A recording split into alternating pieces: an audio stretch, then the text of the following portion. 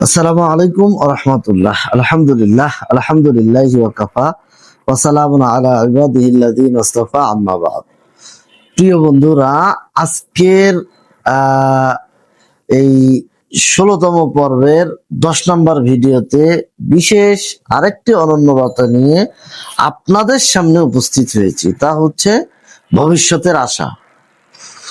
প্রতি প্রজন্ম ভাবে সব শেষ, যেটা আমরা নিয়মিতই দেখতে পাই, কিন্তু দিন শেষ হয় না।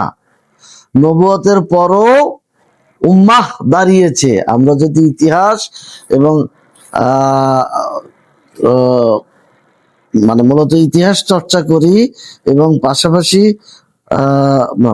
কোরআন এবং সহিহ সুন্নাহর জ্ঞানকে মূল প্রাধান্য দিয়ে ইতিহাস চর্চা করি, তাহলেই আমরা বুঝতে পারবো দিন কখনোই শেষ হয় না। নবুয়তের পরেও সেই উম্মাহ দাঁড়িয়েছে। 16তম হুকুম সেই আশারই আলো। যতদিন উত্তরাধিকার থাকবে ততদিন দিন টিকে থাকবে। আজ হতাশা বাড়ে, কিন্তু হতাশা কোনোই সমাধান না। হতাশা কোনোভাবেই সমাধান হতে পারে না।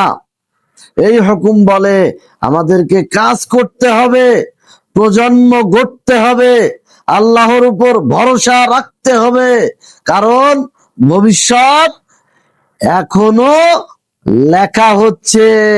কারণ আল্লাহ তাআলা আমাদেরকে বিভিন্নভাবে সতর্ক করতেছেন এবং কোরআনকে আমাদেরকে হেদায়েত প্রাপ্ত দিক নির্দেশনা হিসেবে মুহাম্মদ সাল্লাল্লাহু আলাইহি সাল্লামের মাধ্যমে আমাদেরকে দিয়েছেন। আল্লাহ আমাদেরকে উপযুক্ত বিষয়ের উপর পুঙ্খানুপুঙ্খানুভাবে আমল করার তৌফিক দান করুন। হে আল্লাহ, আপনি কবুল করুন, আমিন।